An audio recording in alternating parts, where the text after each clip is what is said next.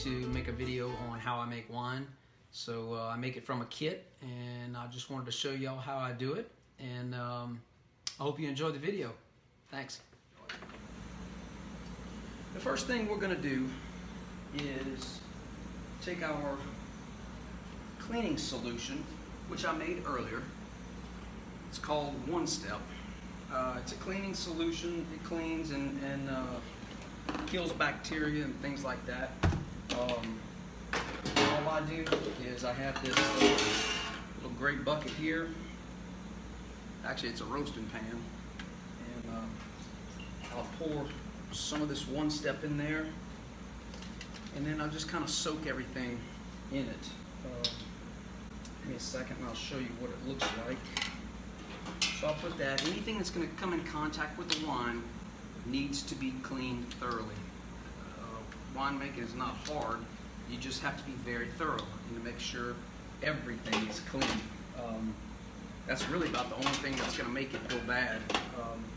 Most of the time, matter of fact, I've never had a problem. But cleanliness is godliness. I'm pouring this One Step over it, and I'm just going to soak it in that. So the only thing I have that I'm soaking, and I'll show you here, is a little wine thief, so that you can siphon up the wine once, to check it for its specific gravity. I have a specific gravity meter, and then the lid for the big mouth bubbler, which is the container we're going to ferment in. This is what they call the first fermentation step. This is a big mouth bubbler. It's nothing more than a big bottle, big plastic bottle. All I'm going to do is pour the One Step in here. Some of it anyway. Doesn't have to be full. All we're trying to do is rinse it out, clean it, where we don't get any bacteria growing or anything like that. I'll put the lid on it.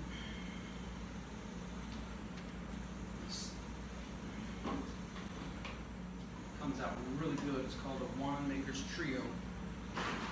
It's a combination of a Cab, a Zen, and a Syrah.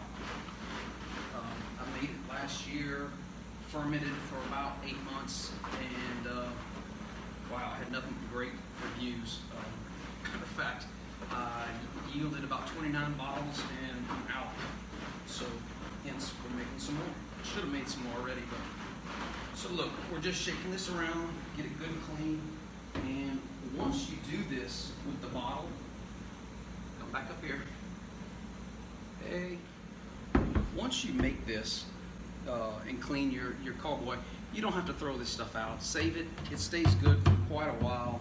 I just pour it back into its container. My kit, this particular kit, let's see if y'all can see this, is made by In Premier. Like I was saying, it's a Winemaker's Trio. It says it's an 8-week wine kit. Of course, the longer it sits, the more complex the flavors get. So, okay. So, this is what comes in this particular wine kit. Some kits come with more or less stuff. This is, like I said, grape skins that you're gonna get. You're gonna soak in your wine juice. It also comes with oak powder chips. 1, 2, 3 bags of those. It comes with potassium sorbate. It actually comes with a pack of stickers for your wine, your labels. Now in this kit, it comes with, this is actually your yeast that you're going to put in the wine for it to ferment. Very important. Bentonite helps the clearing of the wine. Sulfites that you put in there, make sure no bacteria grow in it. And then there's Kiesel soil, D1, and I'm not sure how to pronounce that. Anyway, and Kellisol. So these, and there's step-by-step instructions. It's not hard at all to do. Trust me if I. Like I said, this is just about the hardest part. Because every time you move it from one container to another after this, you're just going to siphon it. So you're not really going to have to pick it up or hold it like this.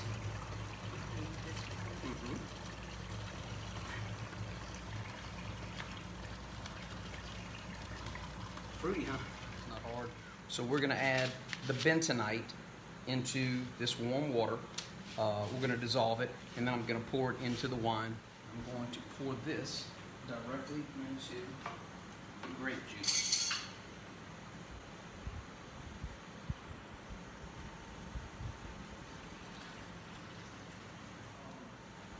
One of the first steps, it says, is to go ahead and add your oak chips. I'm not sure if y'all can see that, but it's just wood chips in there. It's not even chips, it's more like powder. Okay? So, we're going to pour that directly in. One. So, we're going to stir that in real well.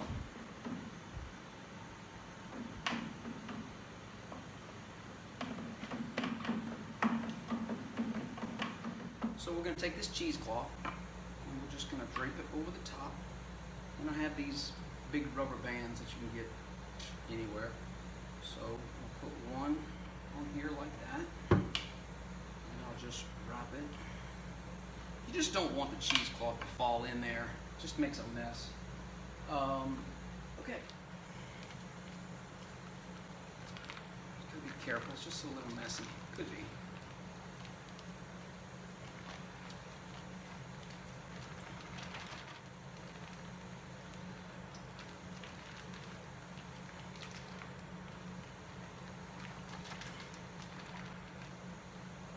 Well, you ought to smell the grapes. I mean, it is strong. It smells good, but it is super, super sticky. Okay, so now we have that in place. All we're going to do is take that off. And we're not going to try, all we're going to do is just make a plain old knot and drop it in. Whenever you stir around, it tends to hook to the spoon, but it actually works out good because then I kind of use that to agitate and to push the juice around those skins. Okay. Now, when we've got everything in there, it's time to take a specific gravity reading of our starting juice. Now, what this is going to tell us is basically the amount of sugars in it. And we'll be able to judge how the fermentation process is going as it ferments over the next few days.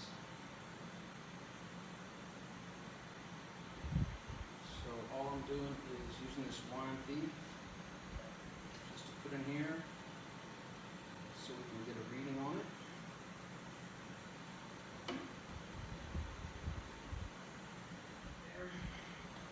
I would bring this over there to you, but my little cup here is leaking. So, but we can take this. I always kind of give it a little spin, keep it from touching on the sides. Okay, I'm not sure if y'all can see this, but we're going to write the date. Today is 5/22/2018. Our starting specific gravity is 1.114. Okay? Now, remember that sticker I was telling you about? It's right here. Let me raise this up. It's right here on the box. Okay? So, what we're going to do is, they make it to where you can just peel it right off. And then there's a place for it. Let me show you this. Right here on the instructions, it shows you to put it right there. So you put it right here so you can keep track of what this is, when you made it. It's very important to keep very good documentation. If you do something out of order, if you change something, make notes. That way whenever your wine is done, you can remember what you did. You think you wouldn't forget, you'd be surprised. You forget. And so it's really important to document everything that you've done. Now I'm gonna make this one exactly as the instructions lay out because it comes out great. My family likes it, all of my friends like it, so we're just gonna keep going like that. Okay, so before I put the yeast in, I like to move my wine to where I'm gonna store it, just so that when I'm picking it up, I don't move it around with the yeast trying to do its job and get disturbed. And so I've already moved the wine in here. I keep it in our pantry, which is here. It's a nice cool place, stays dark. Temperature's pretty consistent all the time. So it's kind of the center of the house. So this is where I put the wine. It's a nice dark little place. So I'm gonna tear the yeast open, pop the top off of it, and literally all we're gonna do is sprinkle this yeast right onto the top of it. It's that easy. You don't stir it in, don't agitate it. I'll try and sprinkle it around as much as I can. Trust me, that stuff is gonna grow. Okay, so we're fixing to put the water lock on. And all you do is stick it in the top like this. I wanted to take a minute to show you. This is the kit that everything that whenever you buy the winemaking kit, the juice doesn't come with this, but this is just a beginner's kit. It comes with a wine siphoner, an agitator, which we're going to use that to knock the gases out of it after it ferments the first time. Here's some sodium metabisulfite that we use for sanitization.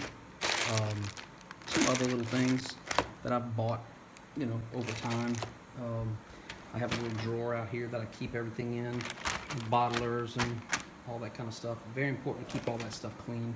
I have extra carboys, and this is extra, let me show you, corks, and this thing here is where you put your bottles after you clean them and rinse them.